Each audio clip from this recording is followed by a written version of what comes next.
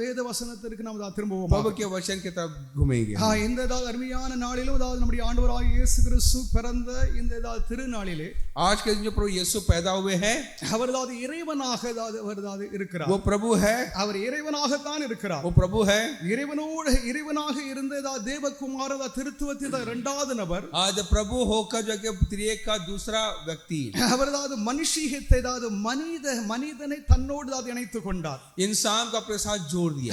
மனுஷீக இனத்தை மனித இனத்தை என்றால் மனுஷீகத்தை மனிதனை தன்னோடு இணைத்துக் கொண்டார். इंसानियत को अपने साथ आके जोड़ दिया. அவர் என்றும் அவர் இறைவனாகத்தான் இருக்கிறார். वो हमेशा आबाद तक प्रभु है. இறைவன் தன்னை ஒருபோதும் மாய்த்துக் கொள்ளவோ, प्रभु अपने आप को के अपने उस स्वभाव को छोड़ना தான் இல்லை என்றோ वो नहीं करके, நான் தன்னை ஒருபோதும் இல்லாமல் ஆக்கி அவர் குமாரனாக மாறவில்லை. वो क्या अपने उस जो उसकी जो स्वभाव, जो ईश्वर के स्वभाव को छोड़कर वो इंसान नहीं, அவர் இறைவனாகத்தான் இருந்தார். वो प्रभु है.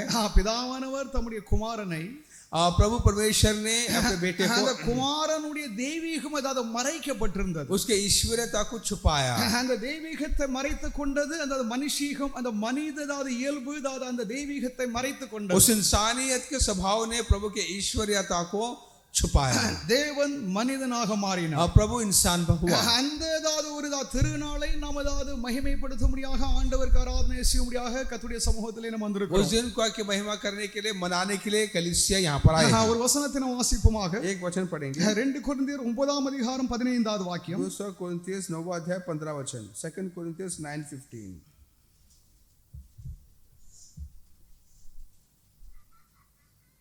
2 கொரிந்தியர் 9:15. தேவன் அருளியே சொல்லிய முடியாத ஈவுக்காக அவருக்கு ஸ்தோத்திரம். प्रभु का शुक्र है उसका जो उस बख्शीश पर जो बयान से बाहर है. हालेलुया. हालेलुया. இங்கே பவுல் இப்படி எழுதுகிறார். पौलुस ऐसा लिखता है, தேவன் அருளிய சொல்லி முடியாத ஈவுக்காக அவருக்கு ஸ்தோத்திரம். शुक्र प्रभु का उसका उस बख्शीश पर जो बयान से बाहर है. இங்கே தமிழில் ஈவு என்று எழுதப்பட்டிருக்கிறது. जो तमिल में जो शब्द जो है, ஈவு என்றால் जो उस शब्द का मतलब ईव का मतलब கொடை, जो आके बख्शीश, ननगोडை, एक बख्शीश, तोहफा, பரிசளிப்பு, एक तोहफा या बख्शीश என்ற அர்த்தத்தோடு இது ஈவு என்று சொல்லி எழுதப்பட்டிருக்கிறது. उस मतलब से लिखा है. ஈவு என்பது தேவனுடைய கிருபையின் அடிப்படையில் கொடுக்கப்படும், கிருபை பெற முடியாத, கிருபை இல்லாத ஜனங்களுக்கு கிருபையாக ஈவாக கொடுக்கப்படுகிறது. இங்கே எழுதப்பட்டிருக்கிறது. प्रभु के अनुग्रह को बुनियाद रख के आके ये बख्शीश आके दिया गया है. தேவன் அருளிய சொல்லி முடியாத ஈவுக்காக அவருக்கு ஸ்தோத்திரம். शुक्र खुदा प्रभु का जो उसके उस बख्शीश का जो बयान से बाहर है. கிறிஸ்துவ இறையியல், मसीह के जो के तत्व में அவதாரம், अवतार जो कहते हैं, ஒரு பங்கை வகிக்கிறது. ये बहुत ही खास आके भाग है. அவதாரம் என்றால் என்ன? अवतार क्या है? அவதாரம் என்பது மனித மாம்ச வடிவத்தில் தேவன் வெளிப்பட்டார் என்பதா. अवतार यानी इंसान के प्रभु जो इंसान होकर आना. தேவன் ஆவியாக இருக்கிறார். प्रभु के रूह है, आत्मा है. ஆவி என்றால் ஆவி என்றது ஒரு சரீரம் அவருக்கு இருக்கிறது. आत्मा बोलेंगे तो भी उसका एक बदन है, शरीर है. என்றால் அது வெறும் காற்றோ ஒரு அசைவோ இல்லை. ये आत्मा अगर कहेंगे तो सिर्फ हवा नहीं है. அந்த ஆவிக்குரிய ஒரு உடல், ஒரு சரீரம் உடையவர் தான் தேவன். उस आत्मा का शरीर है. அவர்தான் அவதாரம், மனிதனாக மனுஷ அவதாரத்தில் அவர் வந்தார். वो के इंसान बनकर इंसान का अवतार लेकर हमारे बीच में आया. மனித மாம்சத்தின் வடிவத்தில் அவர் வெளிப்பட்டார். इंसान के इंसानियत के उस रूप में हमारे बीच आया. அந்த தேவகுமார இயேசு கிறிஸ்து என்னும் நபரில், वो परमेश्वर का बेटा यीशु करके नाम में தேவனுடைய அன்பை வெளிப்படுத்தும்படியாக, प्रभु का प्यार को जताने, மனித குலத்தை மீட்டுக் கொள்ளும்படியாக, उसके इंसान को बचाने के लिए, ஏற்பாட்டின் தீர்க்கதரிசனங்களை நிறைவேற்றும்படியாக தேவன் மனிதர்கள் மத்தியிலே, மனுக்குலத்தின் நம் மத்தியிலே அவர் வந்தார் என்பது. पुराने नियम के सारे नबूवत को पूरा करने के लिए हमारे बीच आके वो आके आया. இதுதான் நாம அறிய முடியாத ஒரு அற்புதமான ஒரு செயலாக இருக்கிறது. यह कि जो हमारे जो अकल से बाहर है, प्रभु का क्रिया है. மனிதனாக மாறினார். प्रभु कैसा इंसान हुआ, தேவன் எதற்காக மனிதனாக மாற வேண்டும்? क्यों इंसान बनकर आना है। மனிதன் அதாவது மனிதர்கள் நாம் அதாவது எல்லாரும் தான் பாவிகளாக இருக்கிறோம். हम इंसान गुनहगार हैं। நம்முடைய அதாவது உடல் நம்முடைய அதாவது மாம்சம் எல்லாம் அதாவது பாவத்தினால் நிரம்பி இருக்கிறது. हमारा जाके सारा जो बदन जो है कि पाप से भरा இந்த है। குறைபாடு உள்ள மனிதனாக தேவன் எதற்காக வந்தார்? इस जाके जो कमजोर इंसान के लिए प्रभु क्यों आना है। அற்புதமாக அதாவது ஒரு பெண்ணின் வயிற்றில் அதாவது தேவன் அதாவது குமாரன் அதாவது கிறிஸ்து உருவானார். एक अद्भुत तरीके से कुंवारी के पेट में पैदा हुआ करके देखते हैं। கன்னிமரியாளின் அதாவது வயிற்றில் அதாவது பரிசுத்த ஆவியால் இயற்கைக்கு அப்பாற்பட்ட முறையில் அவர் கருத்தரிக்கப்பட்டார். कुंवारी मरियम के पेट में आके यीशु जो आके इस प्रकार के गर्भ हुआ करते இது हैं। மனித குலத்தில் அதாவது சரித்திரத்தில் அதாவது எங்கும் அதாவது நடைபெறாத ஒரு சம்பவமாகும். एक ऐसा घटना जो इंसान के इतिहास में कभी भी नहीं घटी இன்னும் அதாவது ஒருபோதும் அதாவது இது நடைதாவது பெரிதாவது முடியாத ஒரு சம்பவம் और आगे भी नहीं होगी। இது மனித குலத்தில் அதாவது ஒரு முறை நடந்ததாவது ஒரு தெய்வீக ஒரு நிகழ்வாகும். आज एक बार हुई आके ये दृश्य है। ஏசாயா 7 அதிகாரம் 14வது வாக்கியத்தில் यशायाह 7:14 पढ़ेंगे। ஏசாயா 7:14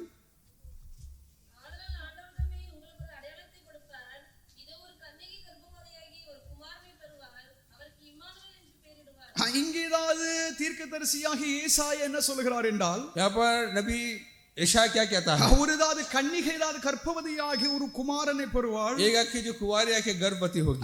என்றதாவது இங்கே தீர்க்க என்னதாவது இங்கே ஏதாவது சொல்லுகிறார். यहाँ पर आके जो आके एक नबी कहता है, தேவனுடைய நாமத்திற்கு மகிமை உண்டாதாக. प्रभु के नाम की महिमा हो। இந்த நபர் யார் என்றால், ये व्यक्ति कौन है? இவர் இறைவனாக இருக்கிறார். वो प्रभु है। அது மாத்திரமல்ல அவர் மனிதனாகவும் இருக்கிறார். वो इतना नहीं बल्कि इंसान भी है। அவர் இறைவனாக இருக்கிறார், அதாவது இறைவனை போல அவர் மனிதனாகவும் वो இருக்கிறார். इंसान है और प्रभु भी है। இது மனிததாவது இந்த அறிவுக்கு அதாவது இந்த புத்திக்கு எட்டாததாவது அற்புதமானதா நம்ம அதாவது சிந்திக்க முடியாத ஒரு காரியமாக ये இருக்கிறது. इंसान के समझ के बाहर है।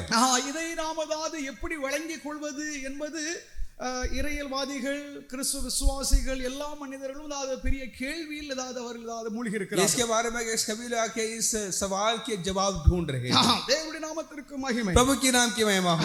அதாவது தேவகுமாரன் அதாவது பாவம் இல்லாதவராக, और जो परमेश्वर का बेटा जो आके नापाक है, பாவத்தை அதாவது அவர் சுதந்திரிக்காமல், जो आके पाप को अपने मिरास नहीं किया, பாவம் செய்யாமல், जो पाप नहीं किया, குற்றம் இல்லாமல், बेकसूर அவர் அதாவது மனிதனாக அவர் நம்மத்திலே அவர் கடந்து வந்தார். इंसान बनकर हमारे मध्य आया। பழைய ஏற்பாட்டின் காலங்களிலே பரிசுத்தவான்கள் பக்தர்கள் எல்லோரும் தேவனை காணும்படியாக விரும்பினார்கள். पुराने नियम के भक्तों को देखना चाहे, अनेक அதாவது மனிதர்கள் அதாவது தேவனை காண வேண்டும், पहले प्रभु को देखना चाहते தேவனை हैं। நான் பார்க்க வேண்டும், प्रभु को देखना है, தேவன் எப்படிப்பட்டவர், प्रभु कैसा है, தேவன் எப்படி இருப்பார் என்பதை அவர்கள் அதாவது வினாவினார்கள். प्रभु कैसे है कि देखना चाहते हैं। ஆனால் அதாவது இங்கே இயேசுவில் यीशु में மனிதனை நம்மை பார்க்கும்படியாக, इंसान हमें देखने के लिए, நம்மோடு உறவாடும்படியாக, हमारे साथ रहने, நம்மோடு நேரடியாக பேசும்படியாக, हमसे रूबरू बात करने, நம்மோடு கை குலுக்கும்படியாக, हमारे हाथ बढ़ाने के लिए, ஆசீர்வதிக்கும்படியாக, आशीष करने நம்மை के लिए, பலப்படுத்தும்படியாக, बल करने के लिए கிறிஸ்துவில் நாம் தேவனை நாம் அதாவது காணுகிறோம். मसीह में प्रभु को देखते हैं। ஹalleluya हालेलुया। மத்தேயு சுவிசேஷம் அதாவது லூக்கா சுவிசேஷத்திலே मत्ती और लूक में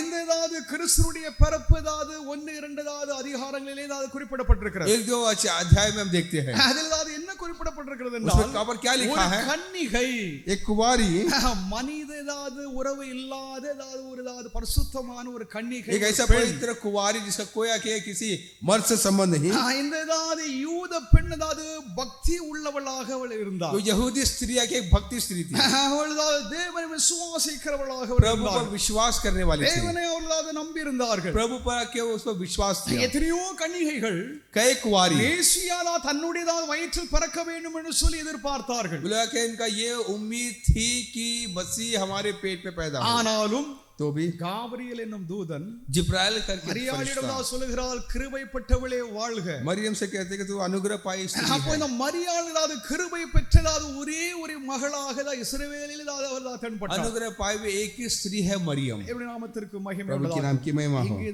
தேவன் பெண்களை உயர்த்துகிறார். यहाँ पर कि प्रभु एक स्त्री को ऊंचा दर्जा ஒரு देता है। பரிசுத்தமானதாவது பெண், एक पवित्र ஒரு தூய்மையான பெண்ணை தான் தேவன் விரும்புகிறார். एक पवित्र औरत प्रभु चाहता है। தம்முடைய சபையும் அதாவது அந்த பரிசுத்தமான ஒரு நிலையை அடைய வேண்டும் என்று சொல்லி ஆண்டவர் अपने விரும்புகிறார். कलीसिया के प्रभु की ये चाहता है कि वे पवित्र கிறிஸ்துவுடைய சபை அது பழுதற்றதாக, மாசற்றதாக, பரிசுத்தமான பிழையற்றதாக ஒரு கன்னிகையாக தேவன் தம்முடைய சபையை காணுகிறார். प्रभु आके अपने कलीसिया को बेदाग आके बेऐब आके बिना जुर्री के उस हालात में देखना चाहता है। இந்த மரியாள் அப்படிப்பட்டதான ஒரு விசுவாச மகளாக वो இருந்தார். मरियम एक ऐसी विश्वास वाली கிருபை பெற்றவளே வாழ்க. आके अनुग्रह पाई கிருபைதான் मुबारक हो, உண்டாயிருக்கிறது. कृपा अनुग्रह हुई है। உன்னை கர்த்தர் ஆசீர்வதிப்பார். प्रभु आशीष करे। உன்னிடத்தில் ஏதாவது ஒரு குமாரன் ஏதாவது நீ பெறுவாய். एक बेटा जनेगी। அப்போ அவளுக்கு ஒரு சந்தேகம், दूसरा शक, நான் புருஷனை நான் அறியவில்லையே, ஏதாவது அது எப்படி ஆகும்? मैं किसी मर्द को नहीं जानता। பரிசுத்த ஆவியானவர் ஏதாவது உண்மையில் ஏதாவது நிலையிடுவார். पवित्र आत्मा तुझ पर साया करेगा। உன்னில் ஏதாவது பிறப்பு ஏதாவது பரிசுத்தம் என்று சொல்லி ஏதாவது தேவதூதன் அதாவது அந்த மரியாளுக்கு அவர் வாக்குத்தத்தம் பண்ணினார். पैदा होगा वाक्य परमेश्वर का बेटा कहलाएगा करके फरिश्ता ने कहा। தேவனுடைய வார்த்தைக்கு ஏதாவது மரியாள் ஏதாவது கீழ்ப்படிந்தார். प्रभु के वचन को आके मरियम आके अधीन हुई। தன்னை ஏதாவது தேவனுக்கு ஏதாவது முழுமையாக ஒப்புக்கொடுத்தார். अपने आप को पूरी तरह से प्रभु की मर्जी के सुपुर्द किया। அது ஆக கடவுள் என்று சொல்லி தன்னை அவள் ஏதாவது சமர்ப்பித்தாள். जैसा तू चाहता वैसा हो कहा। தேவனுடைய பிள்ளைகளாக இருக்கிற நாமும் நம்முடைய வாழ்க்கை அது முற்றிலுமாக தேவனுடைய சமூகத்துக்கு கரத்தில் ஒப்பு கொடுக்க வேண்டும். हम भी अपनी जिंदगी को प्रभु के हवाले हम करें।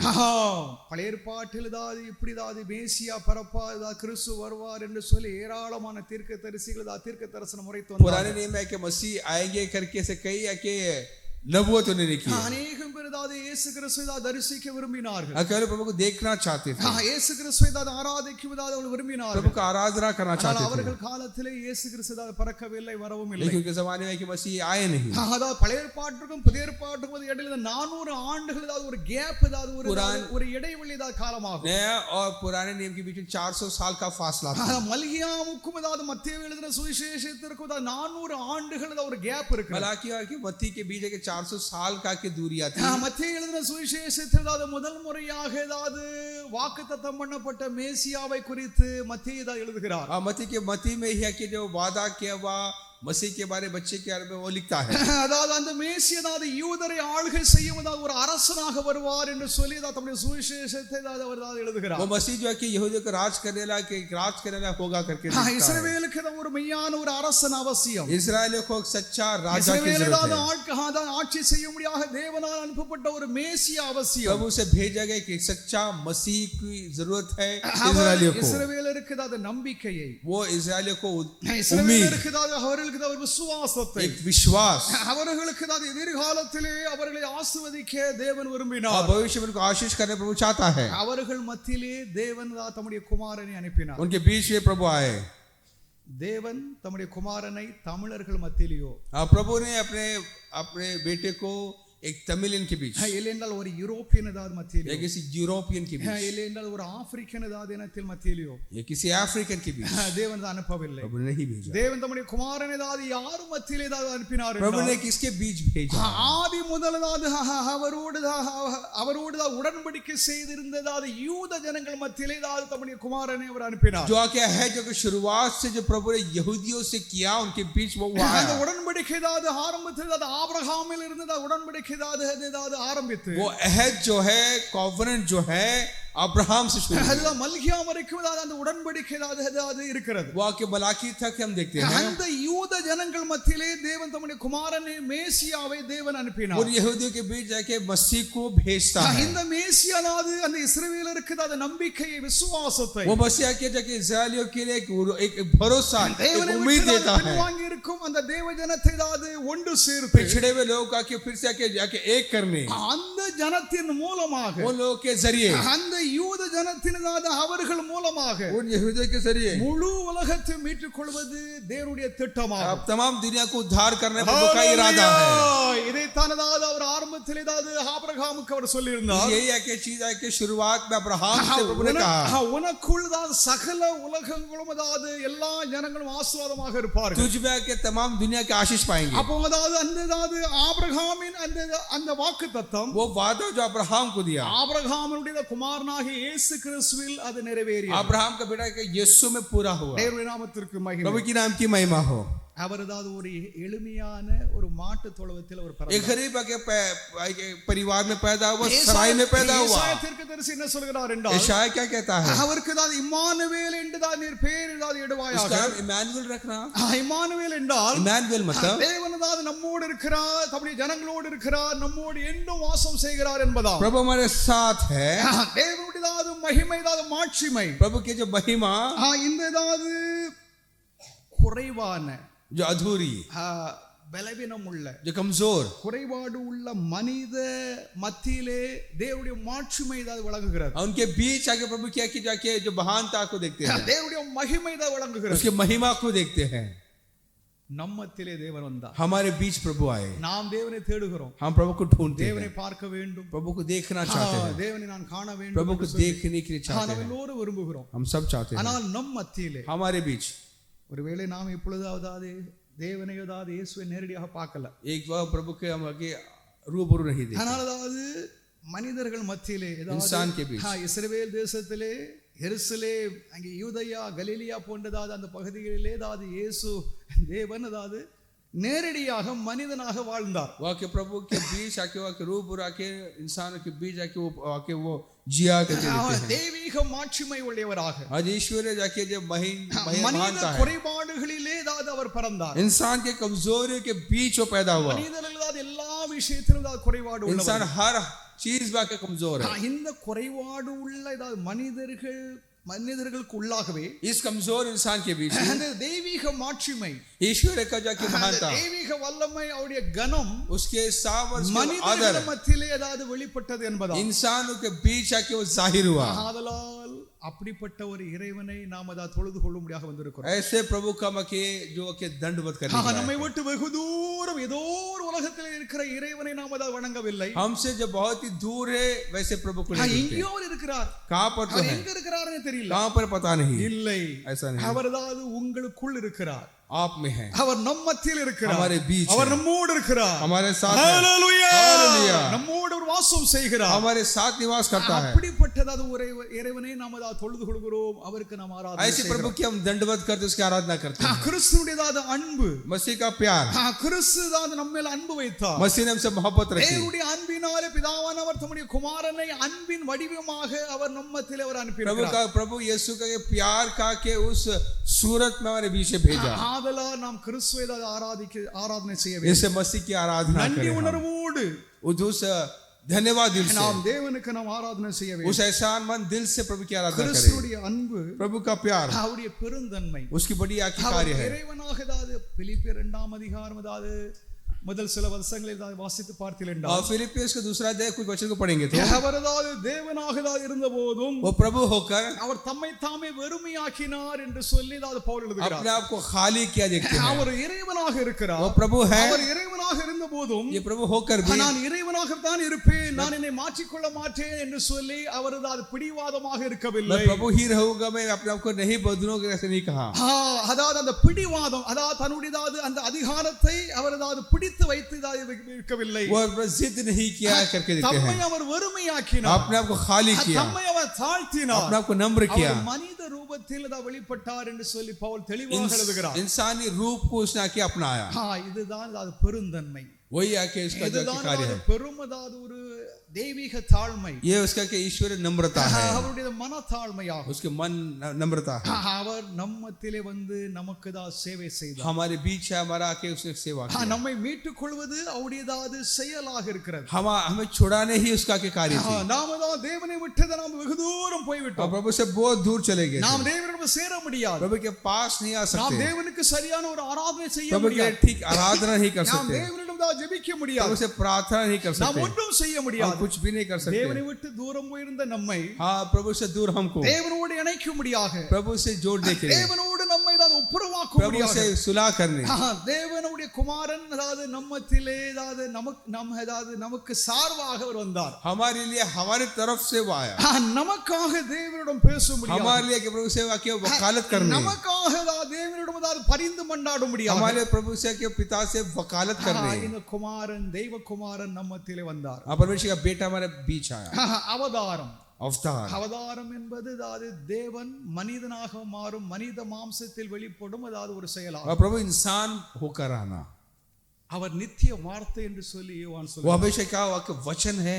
யோவான் 1 அதிகாரம் 14வது வாக்கியத்தில் यूहन्ना 1:14 को पढ़ेंगे हम।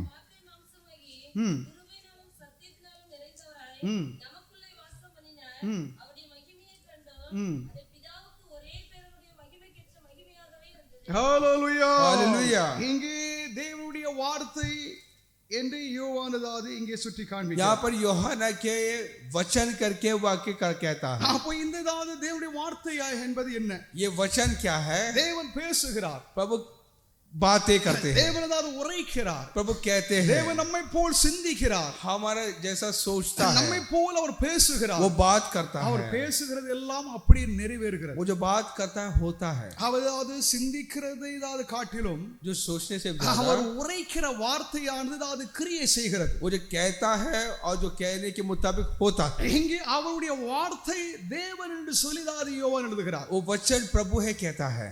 ஆதி அதாவது தத்துவஞானிகள், आज जो आदि तत्व ज्ञानी, கிரேக்க தத்துவஞானிகள், जो यूनानी जो तत्व ज्ञानी है, பல அதாவது இப்படி அதாவது பண்டிதர்கள், बड़े बड़े पंडित लोग, அவர்கள் அதாவது அந்த வார்த்தை என்பது சகலத்தையும் அதாவது உண்டு பண்ணும் திறன் கொண்டது என்று சொல்லி அவர்கள் वो எழுதுகிறார். वचन को कि वो सामर्थ है कि वो सब कुछ जाके रचता है, அந்த வார்த்தை சகலத்தையும் உருவாக்க முடியும். सब कुछ रचाता है, அந்த வார்த்தை அதாவது சிருஷ்டி அதாவது கர்த்தா, वो सब कुछ जाके बनाता है, அந்த வார்த்தை அதாவது படைக்கிறவர், वो सब कुछ बना सकता है वचन। அந்த வார்த்தை குறித்து யோவான் என்ன சொல்கிறார் என்றால், वो यूहन्ना क्या कहता है? in the beginning was the word.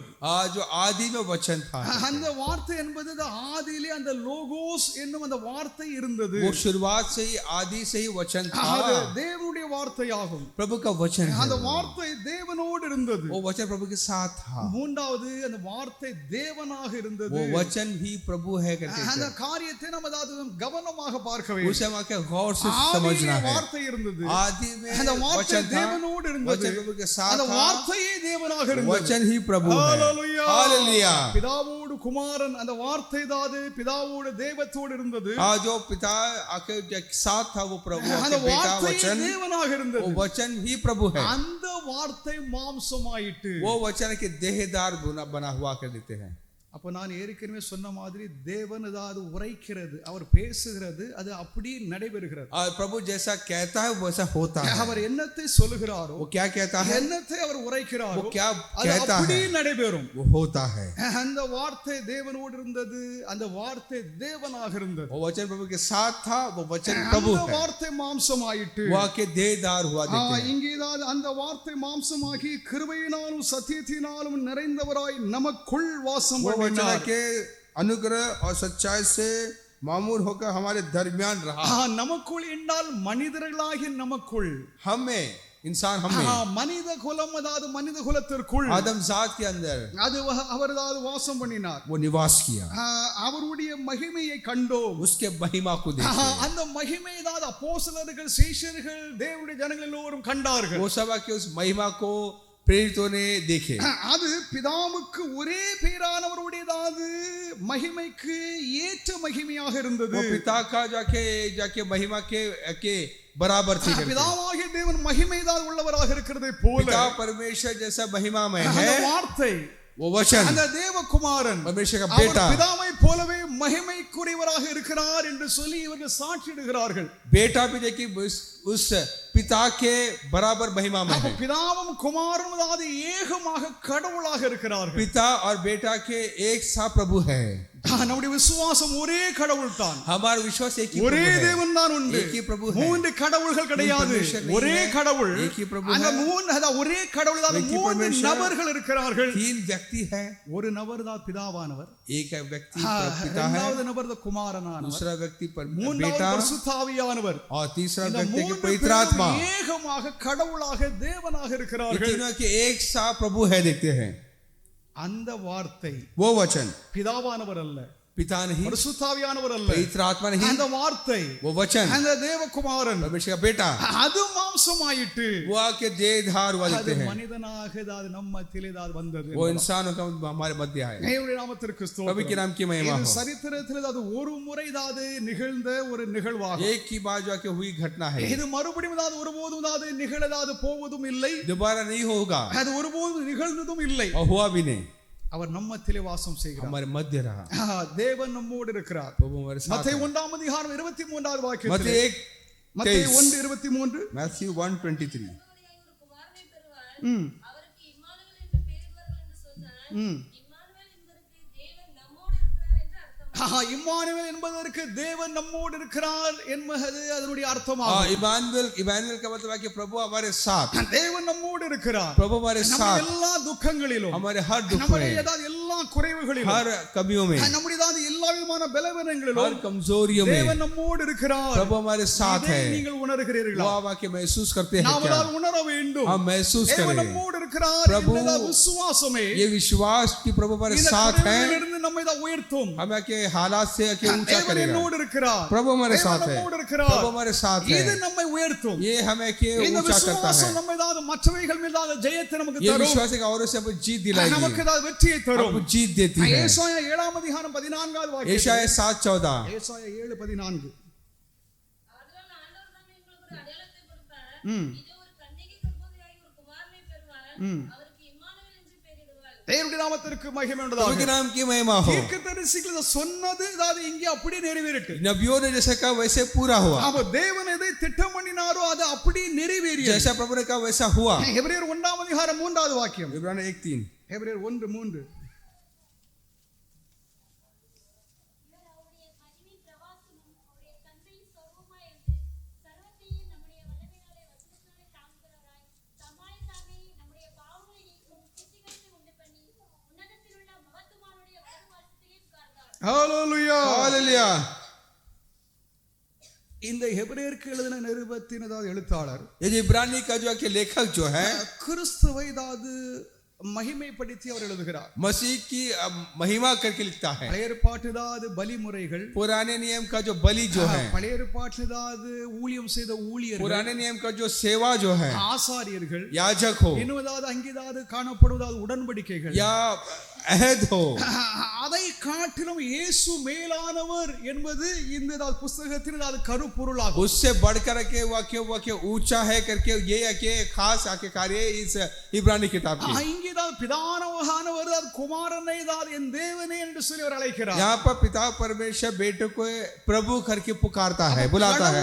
கடவுள் தான் குமாரனை தான் கடவுள் என்று சொல்லி அழைப்பது आज प्रभु आके आके प्रभु करके पुकारना அநேகருக்கு பெரிய கேள்வி. क्या ये लोग जवाब सवाल है. கடவுள் இன்னொரு கடவுளை கூப்பிடுகிறாரா? एक प्रभु और एक को प्रभु करके बुलाता है கடவுளை தான் அவர் மகிமைப்படுத்துகிறார். और एक को महिमा करता है. இல்லை, இதுதான் அதாவது கிறிஸ்தவத்தின் திருத்துவதாவது அந்த உபதேசத்தின் உண்மையாகும். ये के त्रिएक परमेश्वर का सच्चाई है. இந்த திருத்துவதாவது இந்த கோட்பாட்டை இந்த உபதேசத்தை விசுவாசிக்கிறவர்களுக்கு தான் ये त्रिएक परमेश्वर के इस सिद्धांत को जाके विश्वास करने वाले, முழு வேதமும் அவர்களுக்கு தான் அதாவது அண்டர்ஸ்டாண்டிங் அவர்கள் தான் அதை புரிந்து கொள்ள முடியும். यही है कि तब आके इस बाइबल को समझ सकते हैं. அந்த ட்ரினிட்டேரியன் அதாவது அந்த திருத்துவ அந்த கோட்பாட்டை அதாவது புரிந்து கொள்ளாதவர்கள், जो त्रिएक परमेश्वर के बारे में जानकारी जिसको नहीं है, இல்லையென்றால் அதை எதிர்க்கிறவர்கள், जो इसके खिलाफ அதை रहते हैं, விசுவாசிக்காதவர்கள், विश्वास नहीं करते, இந்த ஏதாவது வேதத்தை அவர்கள் ஏதாவது புரிந்து கொள்ளவே इस முடியாது. बाइबल को समझ ही नहीं सकते. அவர்கள் தான் பல குழப்பத்தையும் உண்டு वो பண்ணுகிறார்கள். एक कई उलझन को पैदा करते हैं. தேவனுடைய ஏதாவது பிரசன்னம்,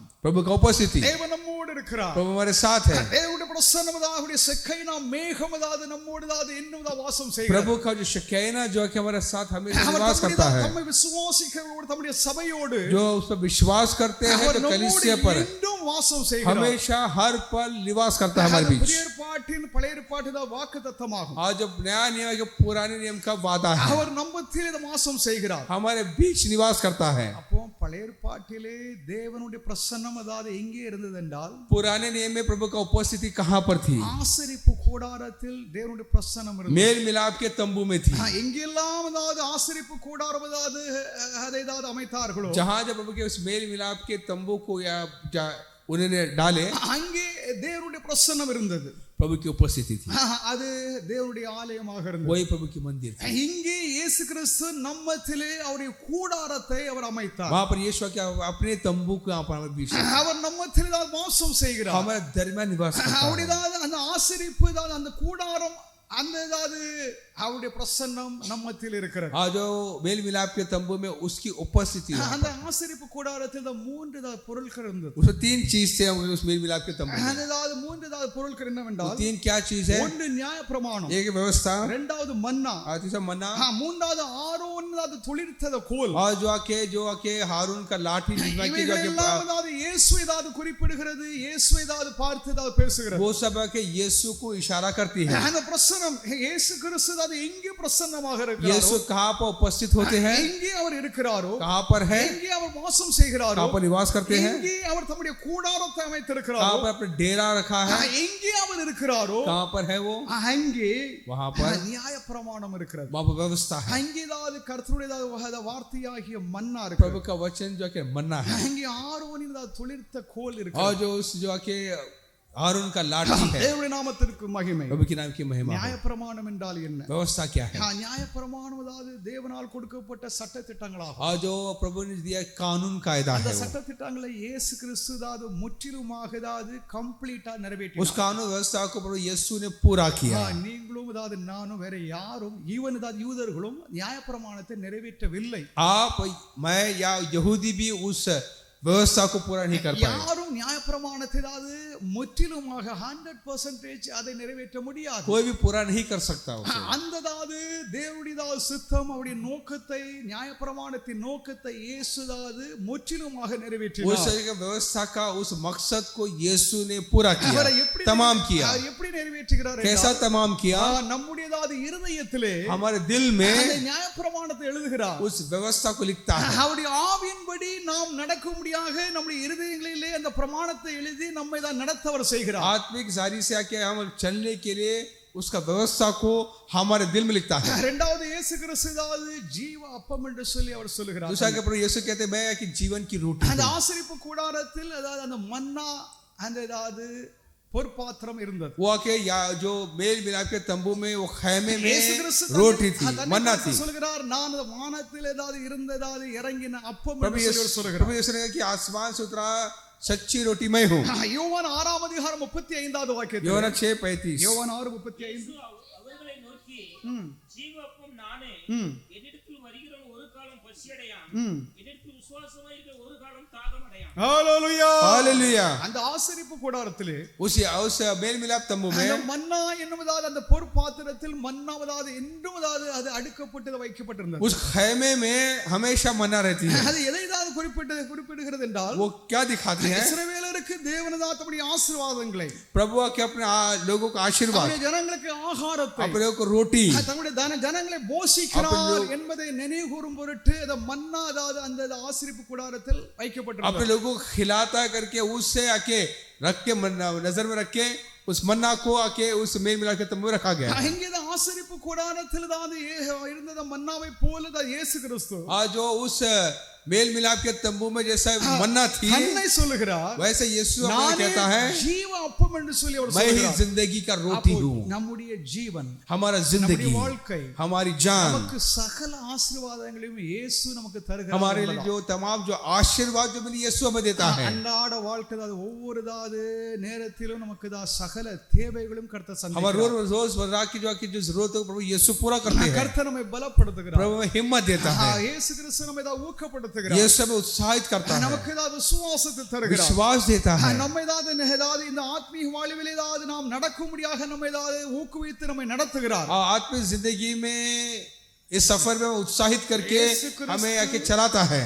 ஜீவ அப்பமாகும். यीशु जिंदगी का रोटी है. ஜீவன் உண்டாயிருக்கும்படியாக அந்த அப்பத்தை நாம் உண்ண வேண்டும். जिंदगी होने के लिए वो रोटी நாம் खाना है. உயிரோடு இருக்கும்படியாக நாம் சோறு சாப்பிடுகிறோம், ஆகாரத்தை உண்ணுகிறோம், நாம் பிழைத்து இருக்கும்படியாக அப்படி செய்கிறோம். हम जीने के लिए खाते हैं, ஆனால் ஆன்மீகமாக நம்ம உயிரோடு இருக்க வேண்டும் என்றால், लेकिन आत्मिक नजरिए से तौर से जिंदा रहना है, தேவனோடு என்றும் நிலைத்து நிலைத்திருக்க வேண்டும் என்றால் आत्मिक नजरिए से यीशु के प्रभु के साथ रहना ஆன்மீக है, வல்லமையை, आत्मिक सामर्थ, ஆன்மீக ஆசீர்வாதத்தை, आत्मिक बरकत, ஆன்மீக பலத்தை आत्मिक ताकत நாம் பெற்றுக்கொள்ள வேண்டும் என்றால் अगर पाना है तो நாம் அதாவது இயேசுவாகிய இந்த மன்னாவை நாம் எந்நாளும் அதாவது புசிக்க வேண்டும். यीशु करके मन्ना को हर रोज आके उसे चखे, அவரே ஜீவனின் அது அப்பமாகும். वो एक जिंदगी का रोटी है. மூன்றாவது ஆரோனின் துளிர்த்த கோல். और आगे तीसरा है कि जो आरून का ஆரோனின் लाठी, ஆரோனின் கோல் தான் அதிசயங்களை தான் நடப்பித்தார். वो कि अद्भुत काम किए.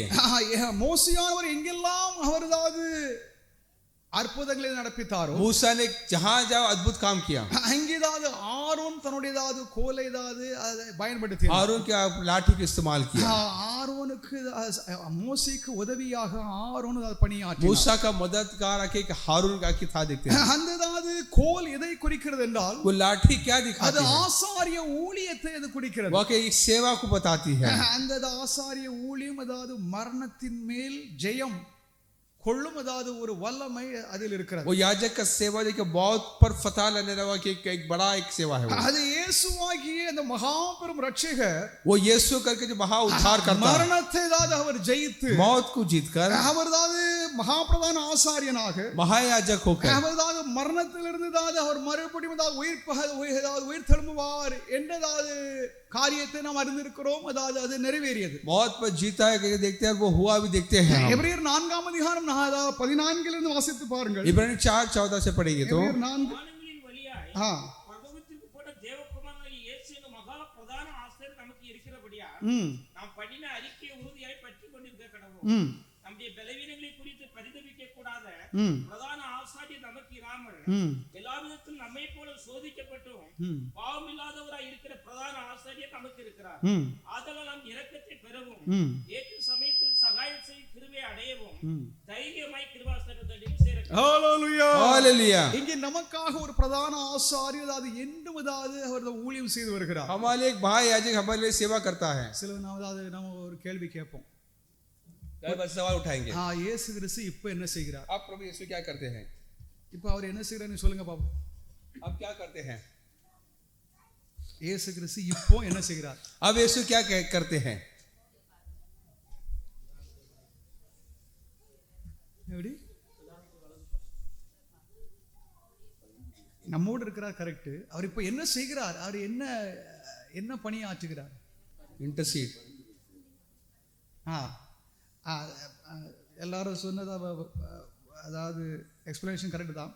அவர் நமக்காக பரிந்து பேசுகிறார். हमारे वक्त वो तरफदारी करता है, நமக்காக அவர் ஜெபிக்கிறார். हमारे प्रार्थना करता है, நம்ம ஏதாவது பரலோகத்தில் தான் பிதாவிடம் ஏதாவது மன்றாடுகிறார். हमारे पिता से वो के फरियाद करता है. நம்முடைய பாவங்களை ஏதாவது மன்னிக்கும்படியாக பிதாவினிடத்தில் ஏதாவது அவர் ஏதாவது இறங்கி கேட்டு ஏதாவது இவர்களுக்காக நான் மரித்தேன், अपने पाप के लिए प्रभु से फरियाद करता है कि इनके लिए मैं मरा. தேவா இவர்களுக்கு மன்னித்தருளும் पिता इनको माफ करे. என்று அவர் ஏதாவது அவர் ஆசாரிய ஊழியத்தை அவர் वो செய்து याजक का सेवा करता है. பரலோகத்தில் ஏதாவது ஒரு ஏதாவது ஆசாரிய ஊழியம் நடைபெறுகிறது. आसमान पर जो है स्वर्ग में याजक का सेवा हो रहा है. அந்த பழைய ஏற்பாட்டின் ஏதாவது ஊழியம் அதாவது அந்த அப்படிப்பட்ட ஒரு ஊழியம் அல்ல. जो पुराने नियम में होने वाला वो सेवा नहीं, அது மகா பிரதான ஆசாரியனாக இருக்கும் இயேசு கிறிஸ்துவுடைய பரலோக ஊழியமாகும். जो कि यीशु का जो कि महायाजक का सेवा அவர் होता है. அவர் ஏதாவது எந்நாளும் நமக்காக ஏதாவது வேண்டுதல் செய்து वो கொண்டிருக்கிறார். हर पल हमारे के पिता से तरफदारी करता है. நாம் ஏதாவது பல ஏதாவது விதத்தில் நாம் ஏதாவது நம்ம குறைபாடு உள்ளவர்களாக हम இருக்கிறோம். कई बार के हर चीज में कमजोर है. நாம் ஏதாவது பாவம் செய்கிறோம், हम गुनाह करते हैं, நாம் தவறு செய்கிறோம், हम खता करते நாம் हैं, ஏதாவது குற்றம் புரிகிறோம். हम गलती करते हैं. நமக்காக வேண்டுதல் செய்யும் ஏதாவது மகா பிரதான ஆசாரியன் ஒருவர் பரலோகத்தில் இருக்கிறார். हमारे के फरियाद करने वाला महायाजक का सेवा यीशु करते हैं. ஏற்பாட்டில் மகா பிரதான ஆசாரியன் और पुराने नियम का महायाजक தன்னுடைய பாவங்களுக்காக, अपने गुनाह के लिए ஜனங்களின் பாவங்களுக்காக और लोगों के पाप के लिए பிராயச்சித்தம் செய்யும்படியாக வருடத்திற்கு அதாவது ஒரு முறை மாத்திரம் அதாவது அந்த பரிசுத்த மகாபரிசுத்த ஸ்தலத்திற்குள் அவன் பிரவேசிக்க அனுமதி உண்டு. वो प्रायश्चित के लिए कफारा के लिए साल में एक बार आके महापवित्र स्थान में जाता है. ஆனால் அதாவது இவரோ அதாவது எந்த ஒரு பாவமும் செய்யவில்லை. लेकिन ये जो आके बेकसूर के बेऐब, அவர் தனக்காக எந்த ஒரு பலியும் அவர் செலுத்தவில்லை. अपने लिए कोई बलि नहीं दिया, அவர் அதாவது உங்களுக்காக, आपके लिए, ஜனங்களுக்காக, लोगों के लिए, தம்மை விசுவாசிக்கிறவர்களுக்காக, जो विश्वास करते हैं அவர் उनके लिए மகாபிரதான ஆசாரியனாக தம்மையே ஏதாவது அங்கே தம் மூலமாக ஊழியம் செய்து வருகிறார். वो महायाजक होकर के उसके जरिए सेवा करता है. தேவனுடைய நாமத்திற்கு மகிமை உண்டாக. प्रभु के नाम की महिमा हो. அவருடையதாவது பிரசன்னம், उसकी उपस्थिति, அவர் நம்மத்திலே மனிதனாக ஏதாவது கூடாரமிட்டு நம்மத்திலே தங்கியிருக்கிறார். हमारे बीच खैमा किया, तंबू डाल दिया. அவர் நம்மோடு அவர் இருக்கிறார். हमारे साथ தேவனதாவது நம்மோடு இல்லையே என்று சொல்லி நமதாவது अनेक நேரங்களில் நமதாவது பரிதபிக்கிறோம், நமதாவது கவலைப்படுகிறோம். प्रभु हमारे साथ नहीं करे, केवल फिक्र करते हैं, डरते हैं. கொஞ்சம் ஆழமாக சிந்திங்க. जरा गहराई से सोचिए अब जरा.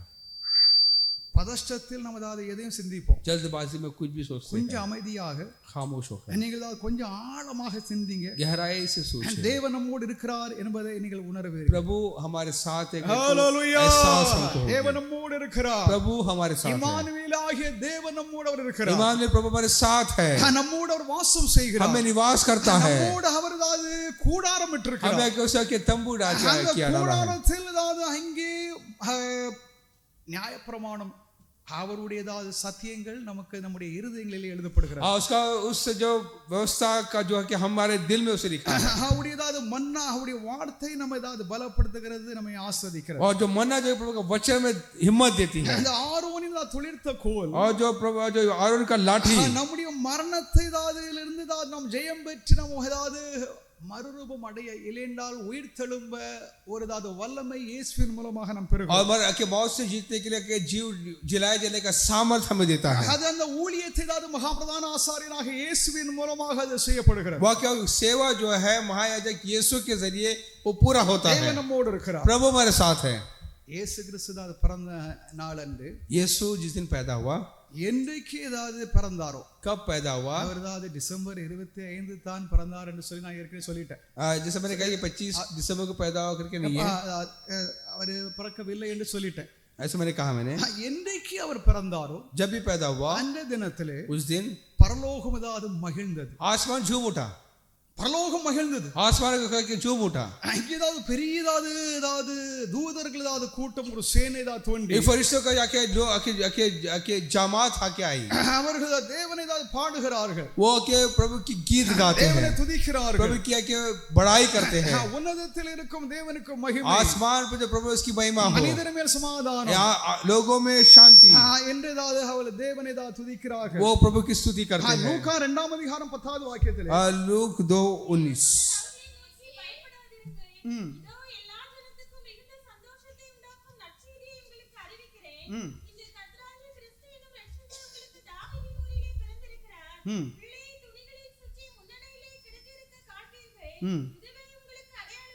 ஹalleluya. இங்கே தேவதூதர்கள் அவர்களை நோக்கி, फरिश्तों ने उनको देखा. அவர்கள் என்றால் யார்? वो कौन? அவர்கள் இருக்குது தேவதூதன் அவர்களை நோக்கி, और फरिश्तों ने उन्हें देखकर, மேய்ப்பர்கள் கரெக்ட், அவர்களை நோக்கி, பயப்படாதிருங்கள், मत डर, இதோ எல்லா ஜனத்துக்கும் மிகுந்த சந்தோஷத்தை உண்டாக்கும் நற்செய்தியை உங்களுக்கு அறிவிக்கிறேன். देखो तुम्हारे खुशखबरी है कि जो सबके दिलों को खुश करता है. இந்த கர்த்தராகிய இயேசு கிறிஸ்து என்னும் இரட்சகர் உங்களுக்கு தாவீதின் ஊரில் பிறந்திருக்கிறார். आज के दिन है कि दाऊद के शहर में तुम्हारे एक मुंजी एक पैदा हुआ है. என்று அந்த ராத்திரி வேளையிலே ஏதாவது தங்களுடைய மந்தையை பாதுகாத்து கொண்டிருந்த மேய்ப்பர்களிடம் அதாவது தேவதூதர்கள் ஏதாவது இதை அறிவித்தார்கள். ये खुशखबरी जाके अपने चरवाहे अपने भेड़ों को आके संभाल रहे थे, उनके पास ये खुशखबरी लेकर देखते हैं. ஆதலால் சிலதா கிறிஸ்தவர்கள் என்ன செய்வாங்கன்னா, इससे कुछ मसीह क्या करेंगे, டிசம்பர் 25 கிறிஸ்மஸ் கொண்டாட மாட்டாங்க. 25 दिसंबर को नहीं मानेंगे. 24 நைட்டு 24 रात को, அதாவது நேத்து தினம் அதாவது இரவுல मिडनाइट कहेंगे.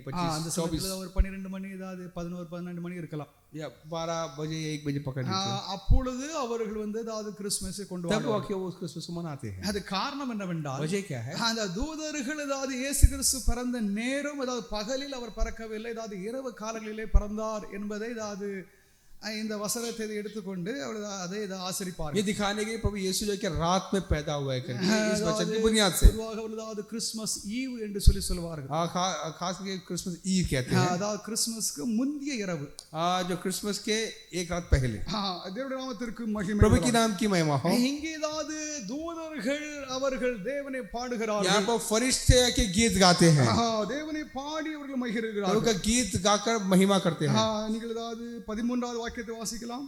மனுஷனமே பரமசேனையின் திரளான தூதனுடனே தோன்றி உன்னதத்தில் இருக்கிற தேவனுக்கு மகிமையும் பூமியிலே சமாதானமும் மனுஷர்மேல் பிரியமும் உண்டாவதாக என்று சொல்லி தேவனை துதித்தார்கள். தேவனுடைய நாமத்திற்கு மகிமை. प्रभु के नाम की महिमा हो. உன்னதத்தில் இருக்கிற தேவனுக்கு மகிமையும் आसमान में प्रभु की महिमा, பூமியிலே சமாதானமும் जमीन पर शांति, மனுஷர் மேல் பிரியமும் உண்டாகுவதாக लोगों में अखे के प्यार हो என்று சொல்லி தேவனை துதித்தார்கள் என்பதாக. ऐसा कहकर प्रभु की स्तुति की, तमजीद की. மகிமை உண்டாவதாக. प्रभु के नाम की महिमा हो. பரலோகம் அதாவது மகிழ்ந்தது, आसमान झूम उठा, பூமியிலே சமாதானம், जमीन पर शांति, மனுஷர் மேல் பிரியம் அதாவது உண்டாயிருக்கிறது என்பதை அதாவது தேவதூதர்கள் அதாவது பாடி தேவனை அதாவது மகிமைப்படுத்தினார்கள். लोगों में प्यार करके फरिश्तों ने गीत गाकर महिमा की. அப்ப மனிதர்கள் மத்தியிலே சமாதானம் அதாவது அங்கே சந்தோஷம் உறவு அதாவது ஐக்கியம் உண்டாகும்படியாக தேவன் பிறந்தார் என்பதாம். कि प्रभु इसीलिए पैदा हुआ ताकि इंसानों के बीच प्यार रहे. அப்போதாவது கிறிஸ்தவ அதாவது இறையில் நமக்கு என்னத்தை அதாவது கற்றுத் मसीह தருகிறது? का शास्त्र में क्या सिखाती है? கிறிஸ்துவுடைய பிறப்பு मसीह का पैदा होना நமக்கு சமாதானத்தை, हमें शांति, நமக்கு தான் ஒரு ஐக்கியத்தை, एक मेल मिला, நமக்கு நல்ல பண்புகளை एक अच्छा जो आदत है அது தருகிறதுன்னு சொல்லி பரலோகம் அதாவது நம்மை குறித்து தான் वो சொல்கிறது. देता है करके आसमान हमें कहती பரலோகம் है. அதை எதிர்பார்க்கிறது. आसमान उम्मीद करती மனிதர்கள் है. மத்தியிலும் அது அதாவது இல்லாமல் போய்விடுகிறது. इंसानों के बीच नहीं थी. இயேசு கிறிஸ்துவுடைய பிறப்பினால் அது உண்டாகிறது. இயேசு கிறிஸ்து யாருடைய இருதயத்தில் பிறக்கிறாரோ इंसान पर यीशु के आने से ही होता है, जिसके दिल में यीशु पैदा होता है. இயேசு தான் அங்கே பெத்லகேமில் தான் பிறந்தார்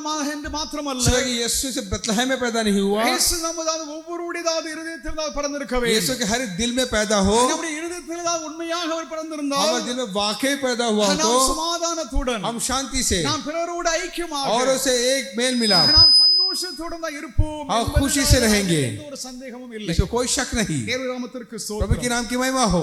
தூதர்கள் கிறிஸ்துடைய பிறப்பை அதாவது அவர் அதாவது போற்றி அதாவது மகிழ்ந்தார்கள். फरिश्तों ने के गीत गाकर के मुबारक किए उस दिन को. இதுதான் ஃபர்ஸ்ட் கிறிஸ்மஸ். यही है कि पहला जन्मदिन है, क्रिसमस கிறிஸ்மஸ் है. கொண்டாடக்கூடாது என்று சொல்லி சொல்லுகிறவர்களுக்கு அதாவது இதை சாட்டடி ஏதாவது அடிங்க.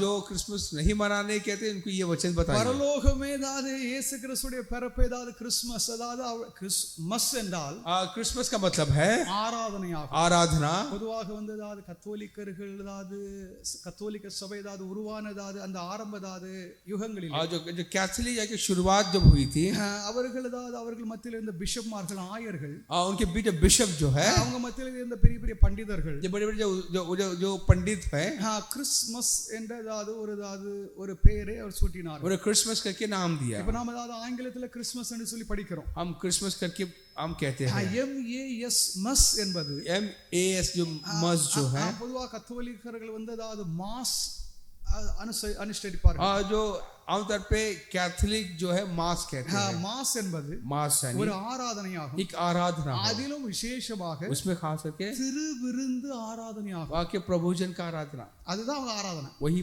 है. வேற ஆராதனை கிடையாது. वही आराधना है और कोई आराधना नहीं है. யாராவது கிட்ட நீ ஒரு ஒரு कैथोलिक கிட்ட கேளுங்க, किसी कैथोलिक से पूछे आप कहाँ जा रहे हो? कहाँ जा रहे हैं? मैं मास के लिए जा रहा हूँ. मैं मास को जा रहा हूँ. நான் மாஸ்க்கு போகிறேன். मैं मास को जाता हूँ. நான் மாஸ்க்கு போகிறேன். மாஸ் அதாவது அதான் அவங்க ஆராதனை. ये उनके लिए आराधना है. மாஸ் என்பது मास यानी அந்த ஆராதனை ஏதாவது திருவிருந்து ஏதாவது கிறிஸ்துவுடைய அவருடைய மரணம் அவருடைய அடக்கம் பண்ணப்படுதல் அதை குறித்த ஒரு ஆராதனை ஆகும். जो वो आराधना से वो दिखाती है उसकी मौत और उसका जी उठने के कार्य को बताती है. அந்த மாஸ் கிறிஸ்துவோடு இணைச்சிட்டாங்க. वो मास को एक मसीह के साथ जोड़ दिए. அது கடந்த 1800 ஆண்டுகளாக நாம் அதை पिछले பயன்படுத்துகிறோம். 1800 साल से हाके से நாம் அந்த மாஸை நாம் செய்கிறது இல்லை. हम मास नहीं करते. ஏனென்றால் அவனுடைய திருவிருந்து அவருடைய நம்பிக்கை அவருடைய செயல்பாடுகள் எல்லாம் வேதத்திற்கு ரொம்ப புறமான அவருடைய இறையில் வித்தியாசமானது. उनका तौर तरीके हो, उनके प्रबोधन के कार्य हुआ कि वो सब जो है वचन के खिलाफ है। ஆனால் நாம் அதாவது கிறிஸ்துமஸ் என்பதை கிறிஸ்துவுடைய பிறப்பை முன்னிட்டு நாம் அதாவது கிறிஸ்துவுக்கு நாம் ஆராதனை लेकिन हम अगर जब क्रिसमस कहते हैं तो मसीह को आगे रख के उसे मनाते हैं। தேவனுடைய நாமத்திற்கு ஸ்தோத்திரம். प्रभु के नाम की महिमा हो। லூக்கா 2ஆம் அதிகாரம் 17வது வாக்கியத்திலே லூக்கா 2:17 தேவனுடைய நாமத்திற்கு மகிமை உண்டாகட்டும். प्रभु के नाम की महिमा हो। தேவனை துதித்து பாடிதான் அவர்கள் பரலோகத்திற்கு அதாவது சென்ற பின்பு प्रभु का गीत गाकर महिमा करने के बाद தங்களுக்கு சொல்லப்பட்டவைகளை जैसा कहा गया அவர்கள் அதை செக் பண்ணுவதற்காக उसे आके जांचने के लिए அவர்கள் பெத்லெஹேமுக்கு ஓடினார்கள். बेथलेहम गए। அவங்க ஏதாவது ஒரு வயல்வெளியில் ஏதாவது ஏதோ ஒரு வயல்வெளியில் யூதாவில் ஏதாவது ஒரு வயல்வெளியில் அவங்க ஏதாவது இருந்தாங்க. किसी जगह पे होंगे वो। அங்கிதாவது தூதர்கள் பாடி இயேசு கிறிஸ்துவின் பிறப்பை அறிவித்த பின்பு फरिश्तों ने जब आके ये खबर आके देने के बाद அவர்கள் தேவனை பாடி மகிழ்ந்து அந்த சந்தோஷத்தை நேரடியாக பார்க்கிறாங்க. वो आके उस खुशी को रूबरू देखते हैं। அந்த இயேசு கிறிஸ்துவை குறித்து ஏதாவது சொல்லப்பட்ட அந்த சங்கதிகளை और यीशु के बारे में जो कहा गया बात है உண்மையாகவே அது அப்படிதானா என்று சொல்லி அவங்க ஏதாவது அதை பார்க்க வேண்டும் என்று சொல்லி और वाकई ऐसा है करके वो आके देखने गए। பெத்லெஹேம் என்னும் ஊருக்கு ஓடுகிறாங்க. बेथलेहम करके उस गांव में गए। அங்க பெத்லெஹேமிலே ஏதாவது ஒரு குழந்தை இப்படி பிறந்திருந்தது. वहां पर देखते एक बच्चा पैदा हुआ है बेथलेहम में। குழந்தையை பார்த்து சந்தோஷப்பட்டாங்க. वो बच्चे को देखकर खुश हुए। சொன்னது உண்மை. जैसा फरिश्तों ने कहा वैसा हुआ। இவர்தான் இஸ்ரவேலை ஏதாவது ஆளுகிறவர் வந்திருக்கிறார் என்பதை அவர்கள் அறிந்து கொண்டார். यही है जो कि इस्राएल पर राज करता है। அந்த இயேசுவை பணிந்து கொண்டு यीशु की धन्यवाद की அவருக்கு தான் துதி செலுத்தி और स्तुति की। அந்த எளிமையான அந்த மேய்ப்பர்கள் वो जो गरीब जो चरवाहे जो है ஏன்னா அக்காலங்களில் ஏதாவது மேய்ப்பர்களை ஏதாவது பொது சமுதாயம் ஏதாவது வெறுத்து ஏதாவது ஒதுக்கி தள்ளி वो समाज से थोड़ा सा अलग ही रहते चरवाहे। बकरी चलाने वाला और जो चरवाहे ஆடு மேய்க்கிறவங்க जो आके जो बकरी चलाते हैं சமுதாயத்தில் ஏதாவது ஒரு அங்கீகரிக்கப்படாத ஒரு பிரிவாகும்। ये बहुत ही जो कि बहुत छोटे लोग जो कि समाज से थोड़ा सा अलग रहते हैं। அவர்கள் அதை பார்த்து உண்மை என்று அறிந்த பின்பு वो देखकर ये सच है जानकर செய்தியை பரப்பினார்கள்। उन्होंने उस खबर फैलाया। Hallelujah hallelujah. நாம் இயேசுவை விசுவாசிக்கிறோம் என்றால் हम यीशु पर विश्वास करते हैं। இயேசுவுடைய வாழ்க்கை ஏதாவது நன்மை செய்திருக்கிறார், உங்களுக்கு அற்புதங்களை நடப்பித்திருக்கிறார், உங்களை நடத்துகிறார் என்றால் अगर यीशु आपकी जिंदगी में अद्भुत काम किया है இயேசுவினால் और चलाया है, பெற்றிருக்கிறீர்கள் என்றால் अगर यीशु से भलाई पाए हैं இயேசுவாத எல்லா ஆசீர்வாதங்களை அதில் பெற்றிருக்கிறீர்கள் என்றால் यीशु से सब कुछ जो बरकत पाए हैं இயேசுவை அறிவிக்காமல் இருக்கவே முடியாது। आप आगे यीशु को बताने बगैर नहीं रह सकते। இவர்கள் அப்படி ஏதாவது அறிவிக்காம ஏதாவது அவங்க இருக்கல। वो लोग ऐसे खामोश नहीं रहे। ஓகே நமது ஏதோ ஏதாவது தூதர்கள் சொன்னார்கள் கேட்டுட்டு அவங்க பாட்டுல वो போகல। लोग ऐसे जानकर अनजान नहीं हुए। அவர்கள் எல்லோருக்கும் பரப்பினார்கள்। सबको जाके बताया।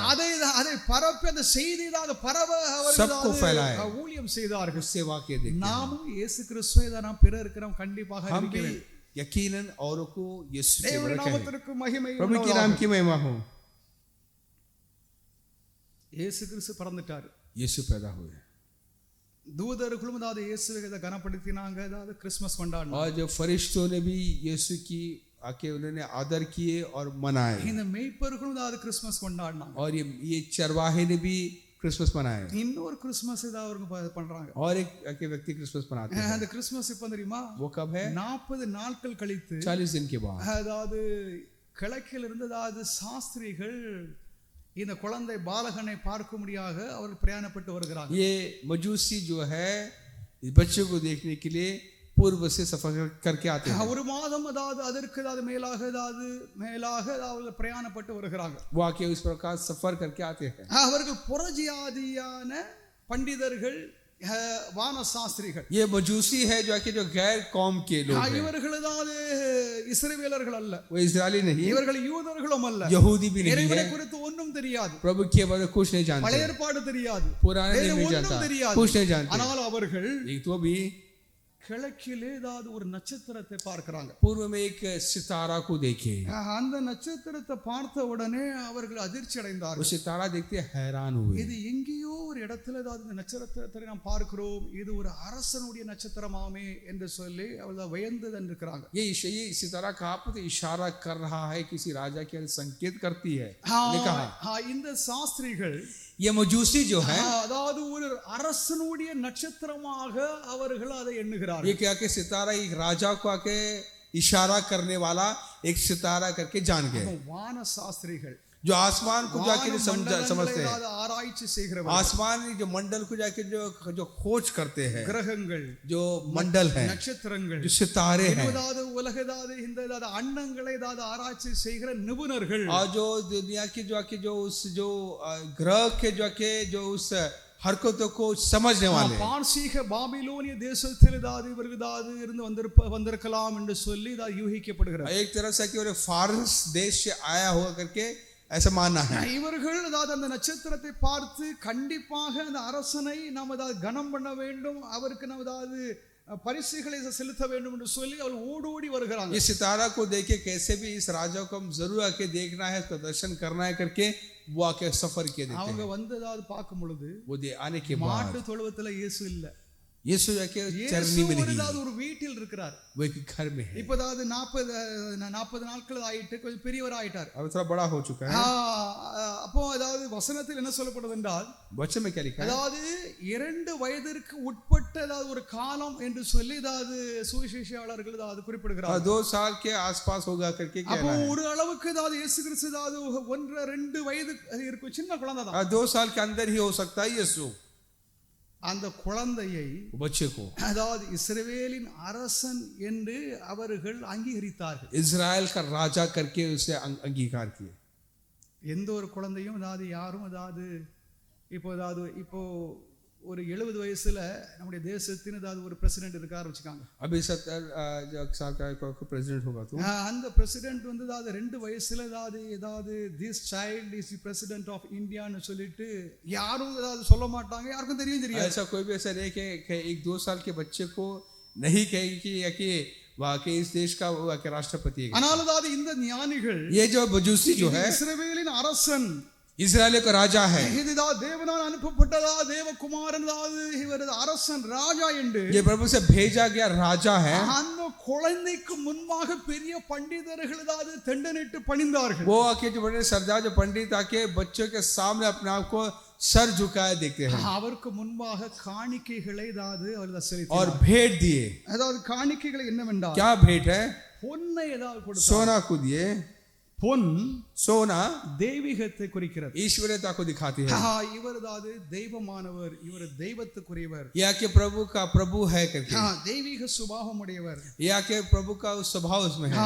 என்று அந்த பொன்னை அதாவது இயேசுவுக்கு காணிக்கையாக அதாவது படைத்தார். और सोना करके तोहफे के तौर पे दिए. இரண்டாவது दूसरा தூப வர்க்கம். आज आके लोबान जो कहते हैं, मुर्ज जो कहते हैं, அதாவது அவருடைய ஆசாரிய ஊழியத்தை குறிக்கிறது. उसके याजक के सेवा को आके इशारा करती பழைய है. பாட்டின் காலங்களில் அதாவது பலியிடும் பொழுது पुराने नियम में जो बलि जब देते हैं, அந்த தூப வர்க்கத்தை தான் இடுவார்கள். அந்த சுகந்த வாசனை ஏதாவது அந்த தேசம் முழுவதும் ஒரே ஏதாவது சுகந்த வாசனையாக लोबान का इस्तेमाल करते हुए के खुशबू फैलाती है. அதை தேவன் ஏதாவது முகர்ந்தார், தேவன் ஏதாவது மகிழ்ச்சி அடைந்தார் என்று சொல்லி பழைய பாடலிலே நம்ம ஏதாவது படித்து அறிந்து கொள்ளலாம். और से प्रभु ने आके उसे आके इस प्रकार आके उसे सूंघ लिया करके देखते हैं. இயேசு கிறிஸ்து தான் ஒரு ஆசாரியன், प्रभु यीशु एक याजक है, ஒரு தெய்வீக ஆசாரியன், एक ईश्वर याजक है. புதிய ஏற்பாட்டில் ஏதாவது இயேசு கிறிஸ்து மகாபிரதான ஆசாரியன் என்று சொல்லி பலர்கள் எழுதுகிறார். कई लोग लिखते हैं नियम में कि यीशु जो के महायाजक ஆனால் है. இவர்கள் ஏற்கனவே ஒரு குழந்தையாக இருக்கும் பொழுது जब ये बच्चा था यीशु, இந்த ஏதாவது ஞானிகள், ये मजूसी, இந்த சாஸ்திரிகள் ये मजूसी जो है, அவர் ஏதாவது ஒரு ஆசாரியன் என்று சொல்லி ஏதாவது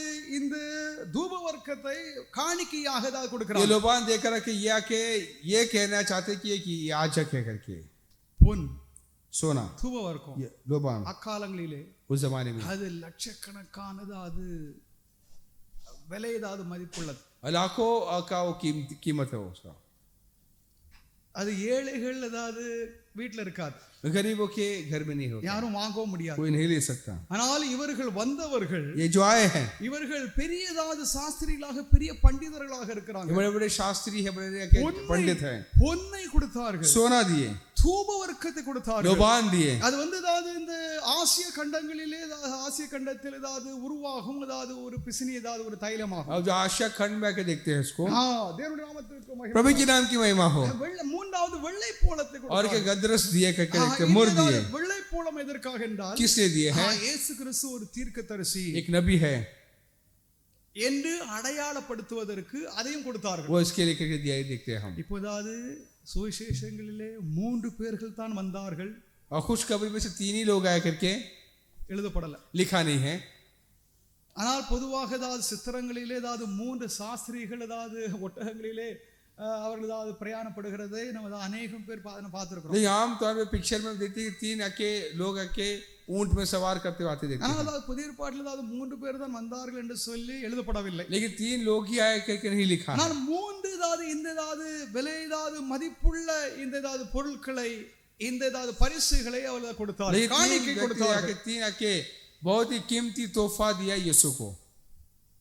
வெள்ளை போலம் தீர்க்க தரிசனத்தை குறிக்கிறது. और जो गदरस जो है कि नबूवत को दिखाता है. இயேசு கிறிஸ்து ஒரு தீர்க்கதரிசி. यीशु एक नबी है.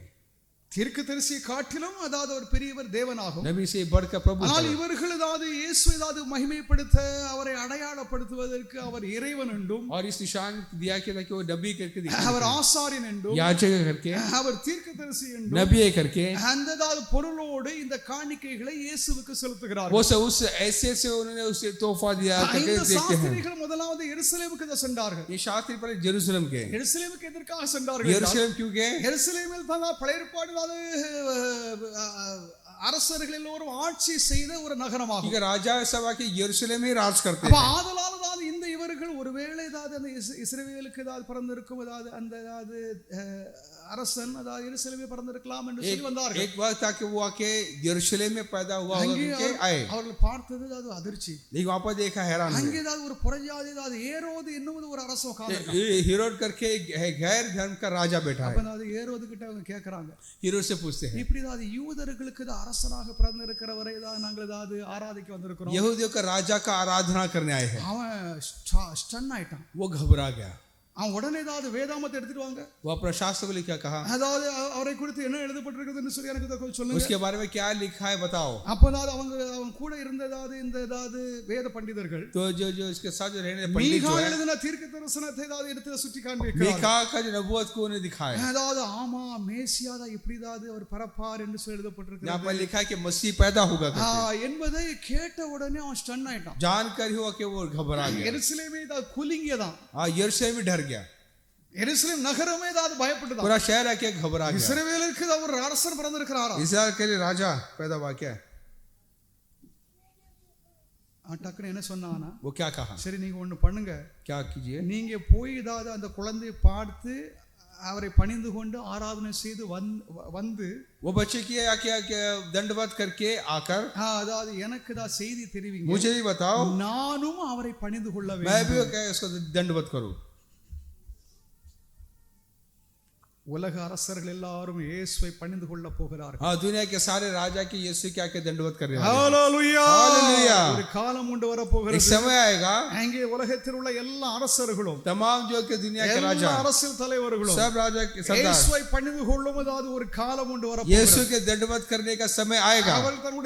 அவர்கள் தங்களுடைய இந்த ஏதாவது கிரீடத்தை ஏதாவது ஆண்டவருக்கு முன்பாக ஏதாவது வைத்து अपने ताज को उसके सामने रखेंगे, இயேசுவை பணிந்து கொள்வார்கள் என்று சொல்லி ஏதாவது வெளிப்படுத்த விசேஷத்தில் यीशु के सामने झुकेंगे. இந்த ஏதாவது ஏரோது இந்த திருடன் ये हेरोद जो है, இவன் என்ன நினைச்சான், वो क्या सोचा? அவன் சின்ன பிள்ளையா தானே இருக்கிறான், छोटा बच्चा है ना, நம்ம போய் ஏதாவது அவனை ஆள் ஏதாவது காலி பண்ணிடலாம்னு சொல்லிட்டு उसको खत्म कर देंगे सोचिए. இது தேவனுக்கு எல்லாமே தெரியுமே. प्रभु को सब कुछ पता है. தேவன் கடவுள் என்ன செய்தார்னா, क्या किया प्रभु ने? அந்த தான் ஞானிகளை, उस ज्ञानी को நீங்க மறுபடியும் ரிட்டர்ன் ஆகும் பொழுது எருசலேமுக்கு போகாதீங்க, वापस लौटने के समय यरूशलेम मत जाओ. வேறு ஒரு ரூட்டை தேவன் காண்பித்தார். दूसरा வேறு ஒரு रास्ता route बताया. வழியாக அவர்கள் தங்களுடையதாவது இடத்திற்கு சென்று விட்டார்கள். उस रास्ते से जाओ कहा. ஏரோது ஏமாற்றப்பட்டதால் விட்டதை அறிந்து, उसको साथ बड़ा धोखा हुआ. அதாவது இந்த ஞானிகள் நம்மள ஏதாவது ஏமாத்தி விட்டானுல, ये मजूसी ने हमको धोखा दिया. அப்படின்னு ஏதாவது திருட்டு ஏதாவது அந்த ஏதாவது ஏரோது அந்த மோசமான மோசடிகார वो ஏரோது जो हेरोद जो है, அந்த ஏதாவது பெத்லெஹேமில் உள்ளதாவது சில குழந்தைகளை கொலை செய்தான் என்று சொல்லி எழுதப்பட்டது. बेतलेहम के बच्चों को मार दिया. அங்கே ஏதாவது 2 வயதிற்கு உட்பட்ட குழந்தைகள் கொலை 2 செய்யப்பட்டார்கள். साल के नीचे के बच्चों को मार डाला देखते हैं. சாத்தான் இயேசுவை கொலை செய்த அவன் ஆதி முதல் அவன் திட்டமிட்டு கொண்டிருக்கிறான். शैतान जो है कि यीशु के कत्ल करने की शुरुआत से उसको आके कोशिश कर रहा அவன் है. ஏரோது என்ன நினைத்தான் என்றால் அதாவது இயேசுவோடு எல்லா குழந்தைகளும் அதாவது சாஃப் ஆயிரும். आज हेरोद ने सोचा कि बच्चों का वो भी साफ हो जाएगा करके. இந்த சாஸ்திரிகள் தேவ ஞானத்தோடு ये मजूसियों जो है தேவனுடைய ज्ञान से தேவனுடைய ஆலோசனையோடு प्रभु की सलाह से அவர்கள் மறுபடியும் எருசலேமுக்கு போகாமல் वो வேறு यरूशलेम வழியாக नहीं गए, தங்களுடைய இடத்திற்கு திரும்பி போயினார்கள். दूसरे रास्ते से अपनी जगह गए। தேவனுடைய நாமத்திற்கு प्रभु ஸ்தோத்திரம். की नाम की महिमा हो। இந்த புறையாதிகளான இந்த பண்டிதர்கள் இந்த சாஸ்திரிகள் ये गैर कौम के जो ये मजूसी जो है, அப்படி இவர்கள் மேசியாவுக்கு இப்படி காணிக்கை செலுத்துவார்கள் என்று சொல்லி ஏற்கனவே தீர்க்கதரிசனம் சொல்லப்பட்டிருக்கிறது. पहले ये कैसे तोहफा देंगे करके पहले इसकी नबूवत की गई। ஏசாயா 60 அதிகாரம் 6வது வாக்கியம். यशाया 60 6 ஒட்டகங்களின் ஏராளமும் மீதியான ஏப்பார் தேசங்களின் வேகமான ஒட்டகங்களும் உன்னை மூடும். சேபாவில் உள்ளவர்கள் யாவரும் பொன்னையும் தூபவர்க்கத்தையும் கொண்டு வந்து கர்த்தரின் துதிகளை பிரசித்தப்படுத்துவார்கள். தேவனுடைய நாமத்திற்கு மகிமை உண்டாதாக. प्रभु की नाम की महिमा हो। ஏற்கனவே ஒரு தீர்க்கதரிசனம் எழுதப்பட்டிருக்கிறது. यहाँ पे क्या इस प्रकार की नबूवत लिखी गई है। அந்த தீர்க்கதரிசனம் இயேசுவினதான அப்பட்டமாக நிறைவேறியது. वाक्य आके पूरी तौर से यीशु में पूरी हुई देखी है। எத்தனைதாவது சாஸ்திரிகள் வந்தார்கள் என்று சொல்லி நமக்கு தெரியவில்லை என்றாலும் कितने मजूसी है पता नहीं, அநேகம் பேர் என்ன சொல்றாங்க, क्या कहते हैं, ஏராளமான சாஸ்திரிகள் வந்திருப்பாங்க. क्या मजूसी आए होंगे। அவர்களில் 3 இந்த காணிக்கைகளை கொடுத்தாங்க. इसमें 3 आके तोहफा दिए, பொன், सोना, தூபவர்க்கம், लोबान வெள்ளை போளம். और गंधरस। தேவனுடைய நாமத்திற்கு ஸ்தோத்திரம். प्रभु के नाम की महिमा हो। நாம் இயேசுவை பணிந்து கொள்ளும்படியாக हमें வந்திருக்கிறோம். यीशु क्या दंडवत करने का நம்முடைய வாழ்க்கை தான் இயேசுவுக்கு நாம் அர்ப்பணம் अपनी जिंदगी यीशु को दे। हम நாம் இந்த தினத்தில் நம்முடைய வாழ்க்கை நம்முடைய குடும்பத்தை நம்முடைய இயேசுவுக்கு நாம் आज அர்ப்பணம் செய்ய के दिन வேண்டும். है कि हमको अपने परिवार की यीशु कम दे। இங்கே தான் நாம் எடுத்துக்கொண்ட வசனத்திலே हम यहाँ पर जो वचन जो लिए, தேவன் அருளிய சொல்லி முடியாத ஈவுக்காக அவருக்கு ஸ்தோத்திரம். प्रभु का वो बख्शीश के लिए धन्यवाद जो कि बयान से बाहर है। தேவன் நமக்கு நம்முடைய குமாரனை ஒரு அன்பளிப்பாக, प्रभु ने एक बख्शीश के तौर पे, ஒரு பரிசாக, एक बख्शीश के ஒரு तौर पे, ஈவாக, एक तोहफा के ஒரு तौर पे, நன்கொடையாக एक तोहफा के तौर पे குமாரனை இயேசுவை நமக்காக அவர் उसके கொடுத்திருக்கிறார். बाद यीशु को हमें दिया।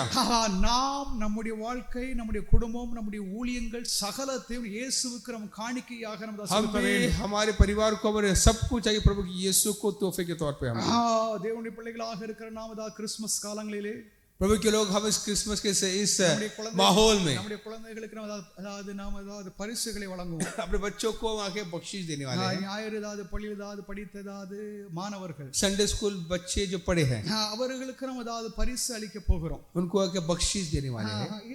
இதை காட்டிலும் ஒரு பெரிய பரிசை தேவன் தம்முடைய குமாரனை நமக்கு பரிசாக கொடுத்துட்டார். उससे बढ़कर के पिता प्रभु ने उससे बढ़कर के बख्शीश अपने बेटे को दिया। வான சாஸ்திரிகள் தங்களுடையதாவது அந்தஸ்துகள், தங்களுடைய மரியாதை, தங்களுடைய கனத்தை, தங்களுடைய பொக்கிஷத்தை இயேசுவுக்கு கொடுத்துட்டார். और मजूसियों ने के उसके जो उनके जो खजाने जो बख्शीश जो उनके लिए तोहफे लेके आते यीशु को दिए। ரட்சிக்கப்பட்ட பிள்ளைகளாக இருக்கிற நாம் நம்முடைய வாழ்க்கை, நம்முடைய சகலத்தையும் இயேசுவுக்கு காணிக்கையாக ஒப்பு கொடுக்க उद्धार வேண்டும். पाए हम आके अपने सबको जो प्रभु को निछावर करें। ரோமர் 12 அதிகாரம் 1வது வாக்கியத்தில் रोमे 12 को पढ़ेंगे। ரோமர் 12:1 Romans 12:1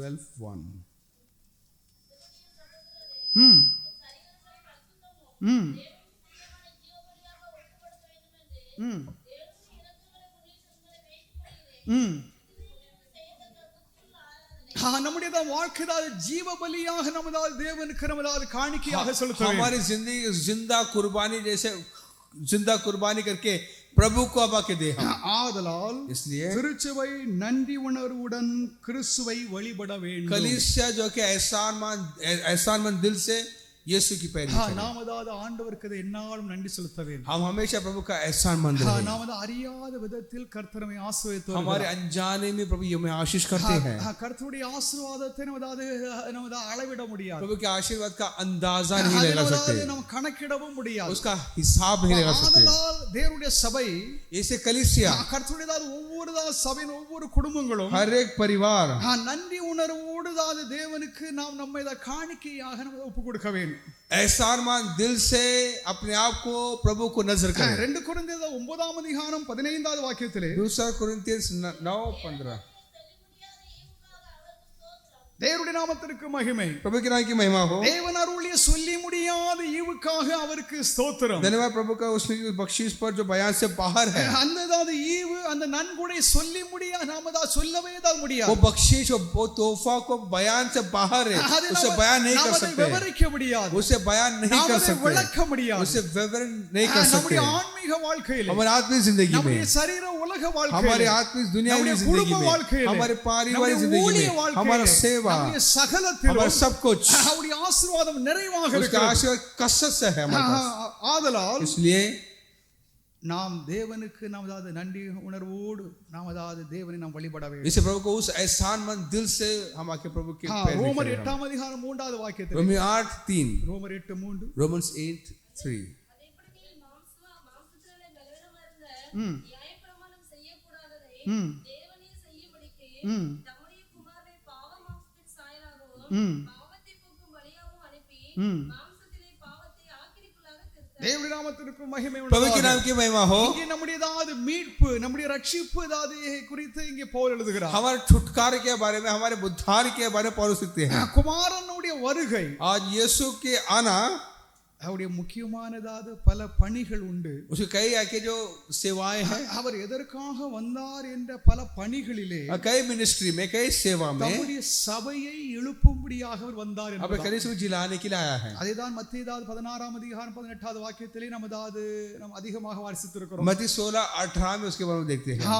அதாவது சபைக்காக அவர் வந்தார். कलीसिया के लिए आया, वो சபையை உருவாக்கும்படியாக, कलीसिया के शुरुआत சபை करने, ஏதாவது உருவாக்கி தம்முடைய ஜனங்களை சேர்க்கும்படியாக, कलीसिया की शुरुआत करके अपने लोगों को जमा அங்கே करने, யூதன் கிரேக்கன் அதாவது சுயாதீனன் அதாவது சுயாதி உள்ளவன் இன்னும் பணக்காரன் பண அதாவது பலவீனம் என்று சொல்லி ஏதாவது ஒருவனும் இல்லை. वहाँ पर ना यहूदी है, ना ग्रीक है, ना अमीर या गरीब, कोई அந்த भेदभाव नहीं। அந்த இனத்தவன் அதாவது அந்த மொழி பேசுகிறவன் இந்த மொழி பேசுறவங்க கிடையாது. ये भाषा बोलने ये या वो भाषा बोलने वाले नहीं। கிறிஸ்துவுக்குள்ளாக அனைவரும், मसीह में सब, இயேசுவை விசுவாசிக்கிற அனைவரும், यीशु पर विश्वास करने सब தேவனுடைய பிள்ளைகள் என்று சொல்லி அவர்கள் प्रभु का அதிகாரப்படுத்தப்படுகிறார்கள். बेटा करके अधिकार दिया गया है। ஹalleluya. हालेलुया। கிறிஸ்து தம்முடைய சபையை உருவாக்கும்படியாக பூமிக்கு வந்தார். मसीह अपने कलीसिया को आके उठाने के लिए दुनिया में आए। நாம் அவருடைய சபையாக இருக்க வேண்டும். हम उसे कलीसिया, நம்முடைய சபையாக இருக்க வேண்டும். हम उसे कलीसिया होना நாம் है। சபையாக இருக்கிறோம் என்று நாம் அதாவது நடந்தால் ஒழிய அது வெளிப்படாது. आज जब तक उसमें नहीं चलेंगे हम कलीसिया करके नहीं कह सकते। நாம் சபையாக இருக்கிறோம் என்று சொல்லி சபையாக நாம் நடக்கவில்லை என்றால், நாம் அதன்படி ஒழுகவில்லை என்றால் நாம் சபை என்று சொல்லி அழைக்கப்பட हम முடியாது. कलीसिया कहकर उसके मुताबिक अगर नहीं चलेंगे तो उसका मतलब नहीं है। அந்த சபைக்காக இயேசு மறுபடியும் வரப்போகிறார். उस कलीसिया के लिए दोबारा சபையை आने वाले हैं। உருவாக்கும்படியாக வந்த இயேசு கிறிஸ்து, जो कलीसिया को जो आके उठाया प्रभु यीशु அந்த ने, உருவாக்கப்பட்டு நிறைவடைந்த சபையை சந்திக்கும்படியாக இயேசு மறுபடியும் उसे வரப்போகிறார். वापस आके अपने साथ लेने के लिए लौटने वाला है। ஹalleluya. हालेलुया। நாம் அதற்காக ஆயத்தமாக இருக்க வேண்டும். हम उसके लिए நாம் तैयार हैं। ஆயத்தம் அடைய வேண்டும். हम तैयार होना है, நாம் பரிசுத்தம் அடைய வேண்டும். पवित्र होना है। எங்கே நாம் கண்ட வசனத்தின் அடிப்படையில் हम जो देखे जो वचन की बुनियाद, நமக்கு கொடுத்திருக்கும் சொல்ல முடியாத ஈவு, प्रभु के लिए धन्यवाद उस बख्शिश के लिए जो बयान से बाहर है, நாம் விவரிக்கவே முடியாது, उससे बयान से बाहर है, நாம் விளக்கவே முடியாது. उसे हम अंडरस्टैंड नहीं कर सकते। ஒரு தெய்வீக குமாரனை, ऐसे ईश्वर बेटा ஒரு को பரிசை एक बख्शिश ஆண்டவர் நமக்கு கொடுத்திருக்கிறார். प्रभु ने हमें दिया है। நாமும் हम भी பிறருக்கு நாம் பரிசுகளை வழங்குகிறோம். औरों को तोहफा देते हैं, குழந்தைகளுக்கு நம்ம பரிசு கொடுக்கிறோம். बच्चे को तोहफा देते நம்முடைய हैं, வீடுகளில் வருகிற நம்முடைய அன்பர்கள் நண்பர்கள் தெரிந்தவர்களுக்கு நம்ம சில பரிசுகளை கொடுப்போம். अपने जान पहचान दोस्तों को तोहफे देते हैं। வெளிநாடுகளுக்கு நம்ம சென்று தாயகம் திரும்பும் பொழுது நம்முடைய குடும்பத்தில் உள்ளவர்களுக்கு வெளிநாட்டில் உள்ள சில பொருட்களை நாம் அன்பளிப்பாக பரிசுகளாக கொடுப்போம். विदेश से आने के बाद आके हम उनको तोहफे देते हैं। அப்போ பரலோகத்தின் जान தேவன், पहचान प्रभु के आसमानी बाप, இந்த பூமியில் உள்ளதாத மனிதர்களாகிய நமக்கு हम जो जमीनी लोग हैं தம்மையே நமக்காக வேண்டியவர் கொடுத்து விட்டார். अपने आप को दे दिया। ஹalleluya. हालेलुया। இயேசு கிறிஸ்து நமக்காக இன்றும் என்றும் சதா காலங்களிலும் இருக்கிறார். यीशु मसीह अब आबाद तक हमारे அவர் साथ நம்மோடு இருக்கிறார். हमारे साथ है। அவரை நாம் தொழுது கொள்வோமாக. उसके दंडवत करेंगे। அந்த வானசாஸ்திரிகள் वो मजूसी, அந்த இஸ்ரவேலின் அரசனை, அந்த யூத அரசனை वो பணிந்து इजरायलियों கொண்டார்கள். का राजा को उसे दंडवत அவருக்கு किए, அவர்கள் ஆராதனை उसकी செய்தார்கள். आराधना की। நாமும் हम भी மெய்யான ஞானத்தை பெற்று ரட்சிப்பு பெற்றிருக்கிற நாம் सच्चा ज्ञान उद्धार पे हम அந்த அரசனை, उस राजा அந்த को, தேவகுமாரனை, भविष्य के बेटा அந்த को, மேசியாவை मसीह को நாம் பணிந்து கொள்வோம். हम दंडवत करें। இந்த கிறிஸ்துமஸ் நாளிலே इस क्रिसमस के दिन में கிறிஸ்துவை நாம் உயர்த்துவோம். मसीह को ऊंचा करें, கிறிஸ்துவை நாம் மகிமைப்படுத்துவோம். मसीह की महिमा करें। நாம் புறஜாதிகளின் எந்த ஒரு காரியம் நம்ம இடத்துல இல்ல. गैर धर्म का कोई भी कार्य हमें नहीं है। இப்ப புறஜாதிகள் செய்கிறதாவது காரியம் என்ன தெரியுமா? गैर कौम के लोग क्या कहते हैं करते பொதுவாக हैं பொதுவாக அதை என்ன சொல்லுவாங்கன்னா क्या कहेंगे இந்த சாண்டா கிளாஸ். इस सेंटा क्लॉस சாண்டா கிளாஸ்னா என்னன்னு தெரியுமா? सेंटा क्लॉस क्या है சாண்டா கிளாஸ் அது எப்படி அதனுடைய அது ஆரம்பம் என்னன்னு தெரியுமா? उसका शुरुआत தெரிஞ்சு कैसे சொல்லுங்க பாப்போம். சாண்டா கிளாஸ் எப்படி வந்தது? எப்படி? கரெக்ட். செயின்ட் நிக்கோலஸ் என்றது ஒரு 3வது நூற்றாண்டின் ஒரு பெரிய புனிதர். एक बड़ा एक सेंट जो है कि सेंट निकोलस करके செயின்ட் நிக்கோலஸ். सेंट निकोलस है அந்த செயின்ட் என்றது அது இணைந்து சாண்டா கிளாஸ்னு மாறியது. वो आगे जाकर उसका नाम सेंटा क्लॉस करके हो गया. இந்த செயின்ட் நிக்கோலஸ் என்பவர் सेंट निकोलस जो है அதாவது ஏழை குழந்தைகளுக்கு गरीबों को அதாவது ஏராளமாக பரிசு கொடுப்பார். लाचार बच्चों को किस प्रकार की वो मदद किया करता था. அதாவது அவருடைய ஆஸ்தியில் உள்ள எல்லா மற்ற சபையினுடைய எந்த ஒரு தாக்கமோ ஒரு இடத்துல கிடையாது. कलीसिया क्या को ऐसा कोई उसमें कुछ தன்னிச்சையாக அங்கே அவர் வாழ்ந்ததாவது அந்த அவர் எங்க இருந்தார்னா துருக்கி தேசத்துல இருந்ததாக சொல்கிறாங்க. टर्की में था करके कहा गया है. மிர்னா என்றதாவது ஒரு சிறிய பட்டணத்தில் வாழ்ந்ததாவது இந்த செயின்ட் நிக்கோலஸ். मिर्ना करके उस शहर में उसका रहना था. குழந்தைகளுக்கு பரிசு அளிப்பது அவருடைய வழக்கம். बच्चों को बख्शीश देना उसकी आदत थी. பின் நாட்களில் செயின்ட் நிக்கோலஸ் என்பது சாண்டா கிளாஸ் மாறியது. நிக்கோலஸ் जाके सेंटा क्लॉस பாரம்பரியமாக பல இந்த உலக ஸ்டைல்ல இந்த தொப்பி போடுறது ரெட் கேப் இது எல்லாமே உருவாயிட்டு. आइए कि फिर आगे बढ़कर इस और तरह एम्बेलिश करके उसको तरह इस प्रकार लाल कलर का कपड़ा पहना. இப்போ உலகத்துல நீங்க யார்கிட்ட கேளுங்க, आप किसे पूछिए, நீங்க பொதுவாக பாருங்க, आप देखिए எல்லா இடத்துலயும் சாண்டா கிளாஸ் தான் இருப்பார். सब जगह सेंटा क्लॉस होता है. ஜீசஸ் கிறிஸ்து யாரும் பார்க்க முடியாது. ஜீசஸ் கிறிஸ்து கிடையாது. यीशु है ही नहीं कहां पर. அப்ப இயேசு अल्लाத ஒரு கிறிஸ்மஸ் உலகம் கொண்டாடுகிறது. तो ये दुनिया के ऐसा क्रिसमस मनाते हैं जहां पर यीशु है ही नहीं. அவசியம் இல்லை. वो जरूरी नहीं है हमें. அது மாத்திரமல்ல, இந்த கிறிஸ்மஸோட பல முரண்பாடுகான பிற மத சில பழக்க வழக்கங்கள் எல்லாம் இருக்குது. कई आदतें हम देखते हैं क्रिसमस में.